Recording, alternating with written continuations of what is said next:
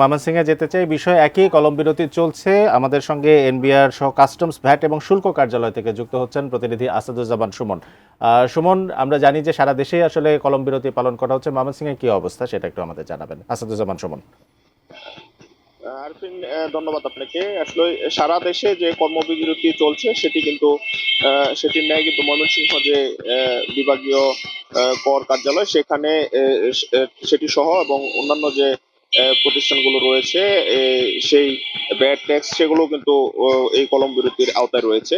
তারা কিন্তু আজ গতকালকে থেকে এই কলম বিরতি কার্যক্রম শুরু করেছে। সকাল 10টা থেকে দুপুর 1টা পর্যন্ত তাদের এই কলম বিরতি কার্যক্রম কর্মসূচি তারা ঘোষণা করেছেন। আজকেও কিন্তু সকাল 10টা থেকে দুপুর 1টা পর্যন্ত কলম বিরতি কার্যক্রম চলবে এবং আগামী শনিবার তাদের যে কর্মসূচি সেটি হচ্ছে সকাল 10টা থেকে বিকাল 3টা পর্যন্ত তাদের সেই কলম বিরতি। তারা বলছেন যে তাদের যে দাবিগুলো রয়েছে সেই দাবিগুলোর বিষয়ে কিন্তু এখন পর্যন্ত তারা কোনো আশ্বাস সরকারের কাছ থেকে পায়নি এবং ওই রকম কোনো নির্ভর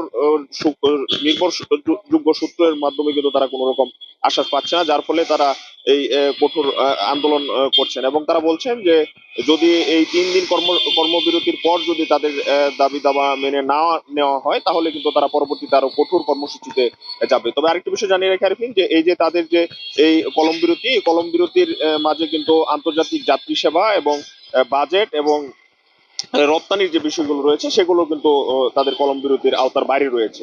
তারা বলছেন যে তারা শান্তিপূর্ণ কলম বিরতি করছেন এবং তাদের এই শান্তিপূর্ণ যে কর্মসূচি সেটির সরকার তাদের এই দেখে তাদের জন্য এই দাবিগুলো দ্রুত সময়ের মাঝে মেনে নেয়, এমনটি কিন্তু কর্মকর্তা কর্মচারীরা প্রত্যাশা করছেন।